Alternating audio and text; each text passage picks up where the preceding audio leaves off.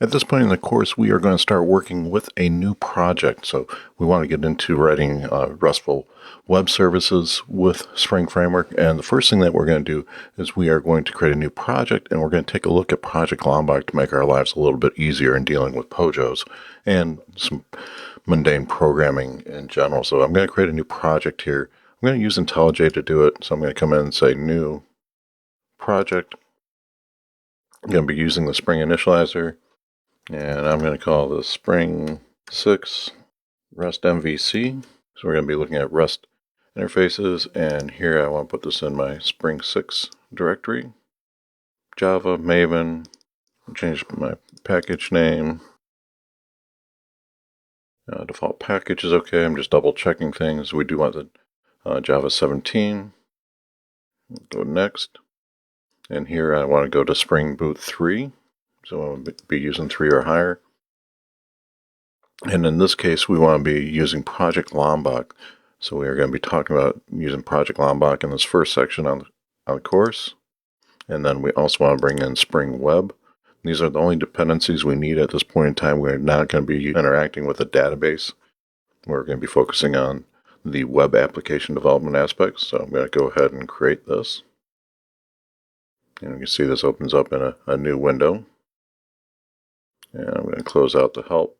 And the first thing I want to do is take a look at the Maven dialog. And here, let's take a look at the dependencies. So you can see by default, we've brought in 3 different dependencies. The Spring Boot Starter Web. So this brings in the core Spring Boot Starter. But what's of interest is we do have the JSON starter. So like I said previously, Spring Boot by default does use Jackson to marshal and unmarshal JSON.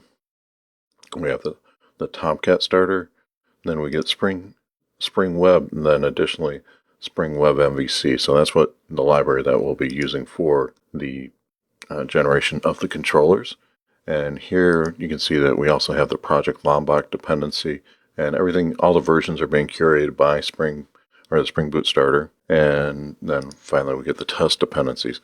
Now for Project Lombok specifically that we are going to be looking at in this first part, we want to come up to your preferences in IntelliJ and go to plugins and make sure that you have the Lombok plugin installed. So newer, more recent versions of IntelliJ do have Lombok installed by default. An older version, it was 2020.3, I think it became standard to ship this plugin with IntelliJ. If you're running a slightly older version of IntelliJ, you may need to add it. And then if you're using a different IDE, I know there are plugins for most of the popular IDEs. See the Project Lombok website.